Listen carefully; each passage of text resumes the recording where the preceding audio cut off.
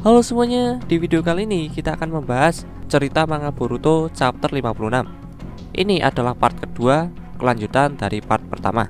Setelah Code menuju ke fasilitas pengikut Boro dan bertemu dengan para penjaga gerbang di tengah hujan salju, adegan kemudian beralih ke Boruto dan Kawaki di atas patung Hokage ke-7. Di sini Boruto menanyakan kepada Kawaki mengenai maksud dari ritual Jigen. Kawaki menjawab pertanyaan Boruto bahwa ingat apa yang kukatakan padamu soal saat aku pertama dibawa Kara. Itu adalah ritual untuk menyeleksi kandidat wadah Otsutsuki. Banyak anak yang diberi karma, dan mereka yang tidak cocok akan kejang-kejang dan mati. Hanya ada 2 dari kami yang tersisa saat sampai di giliranku.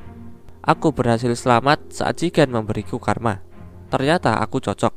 Seperti yang kukatakan, setelah itu aku pingsan dan dipindahkan ke tempat lain. Jadi aku tak melihat apa yang terjadi setelahnya. Tapi tampaknya Jigen juga memberi anak terakhir itu dengan karma. Tapi dia gagal. Sama seperti anak lain yang mati, tubuhnya mulai gemetar dan kejang-kejang.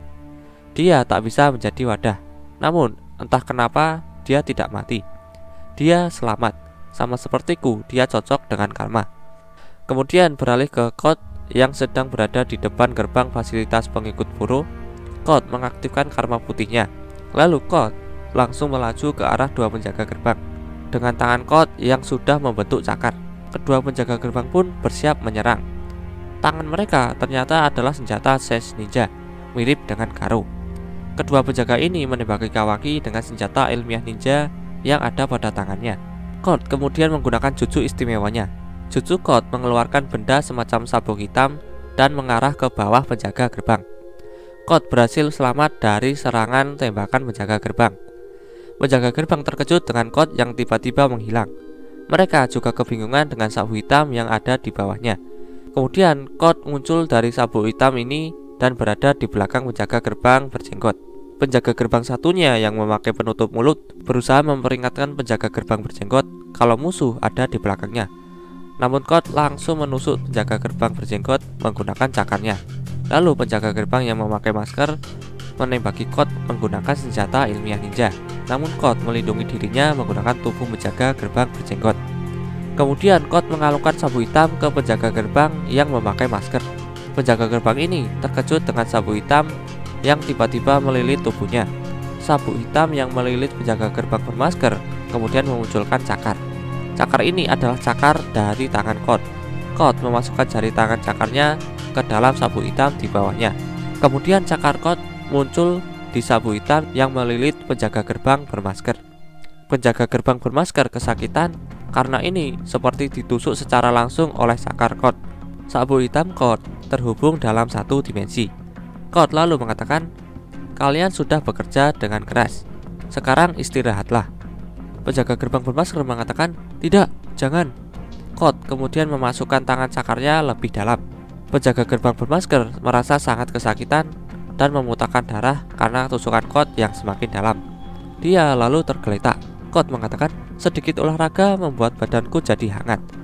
Code lalu berjalan ke arah pintu gerbang dan mengatakan, "Tapi masih sangat dingin. Ayo kita masuk."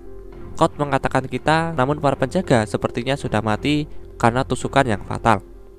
Beralih ke tempat Naruto, Shikamaru, dan Amado. Di sini Shikamaru mengatakan dia tak bisa dipakai sebagai wadah, tapi karmanya tidak hilang. Apakah itu bisa? Amado menjawab pertanyaan Shikamaru bahwa itu memang kasus laka, tapi itulah kenyataannya. Dia selamat, dan akibatnya tubuhnya masih memiliki aspek karma sebagai senjata. Naruto mengatakan, kita tak tahu apa yang membuat seseorang jadi cocok. Jadi apapun bisa terjadi di dalam kasus ini. Amado mengatakan, tepat. Masih banyak yang tak kita ketahui soal karma dan reaksi yang terjadi di tubuh Code. Itu cukup luar biasa.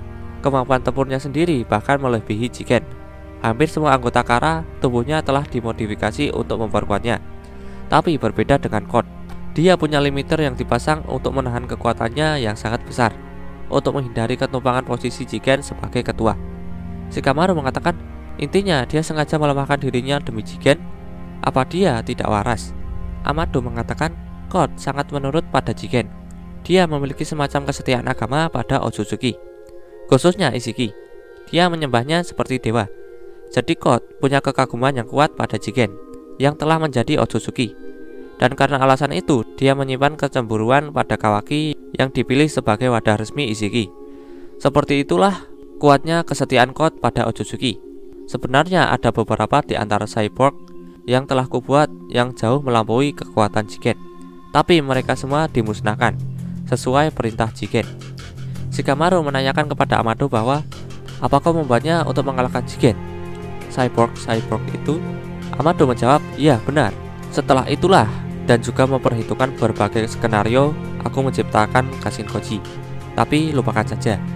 Kesimpulannya, Code adalah anak spesial yang menghindari permusuhan karena kesetiaannya yang besar.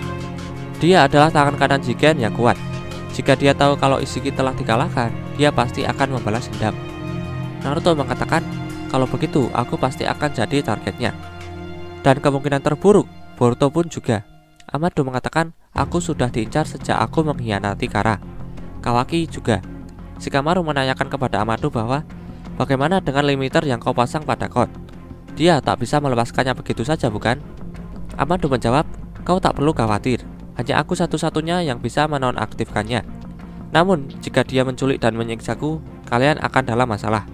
Aku bukan seorang profesional seperti kalian berdua. Aku tahu, aku akan menyerah dengan mudah. Shikamaru mengatakan, baiklah, kami akan menjagamu dengan ketat.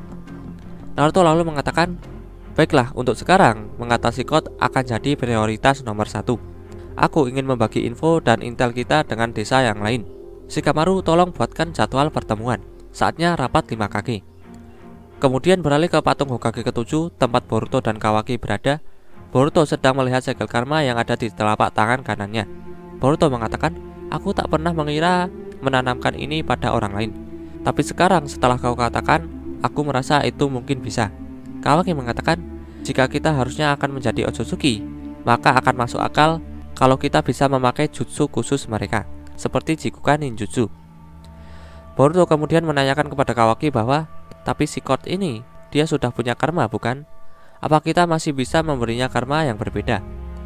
Kawaki menjawab, aku tak tahu, tapi setidaknya dia bisa selamat setelah diberi karma. Itulah yang penting. Jika karma itu sangat mudah diberikan, Jigen tak akan kesulitan.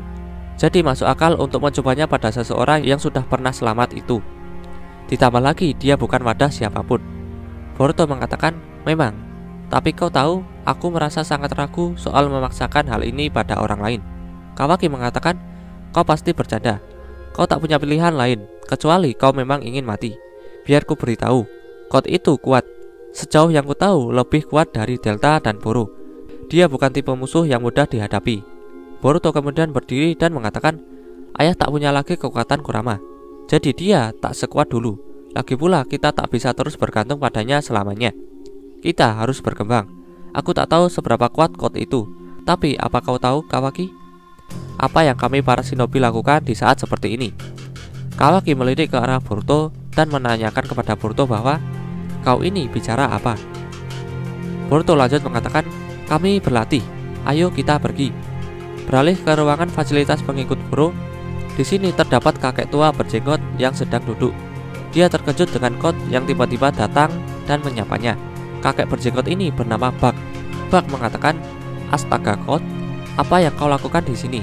Ada tugas dari Jigen? Code mengatakan, Jigen sudah mati. Dan sepertinya Boro juga. Bug mengatakan, hei, sepertinya ada masalah. Apa yang terjadi? Code menjawab, banyak. Keadaan tiba-tiba jadi sangat sibuk. Ngomong-ngomong, bagaimana kabar Eida? Bug gugup berkeringat dan menanyakan kepada Code, kau ini bicara apa? Code menjawab, aku yakin Boro diam-diam menyimpan beberapa cyborg di sini yang telah diperintahkan oleh Jigen untuk dimusnahkan. Walau aku tak tahu motifnya. Mungkin untuk senjata rahasia? Pokoknya bawa aku padanya. Bug mengatakan, aku sama sekali tak berniat untuk menentangmu. Sungguh, tapi apa kau yakin Boro sudah mati? Jika kau berbohong, aku akan... Melihat wajah Code yang diam dan serius, Bug percaya jika Boro sudah mati. Bug lalu mengatakan, baiklah, tapi sebagai gantinya, kau akan membayarku, bukan? Kemudian Code dibawa ke ruangan di mana Eda berada. Di ruangan ini terdapat kapsul besar. Bug mengatakan kepada Code, ini. Tapi apa yang sebenarnya kau rencanakan, Code? Code hanya terdiam dan mendekati kapsul besar. Kapsul itu menyimpan Aida. Aida tertidur di dalamnya. Setelah melihat Aida, Code mengatakan, "Halo Aida, kau yang tahu semuanya di dunia ini." Itulah cerita dari manga Boruto chapter 56. Jika ada kesalahan dari video ini, aku mohon maaf. Terima kasih yang sudah menonton, dan sampai jumpa di next video. Dadah.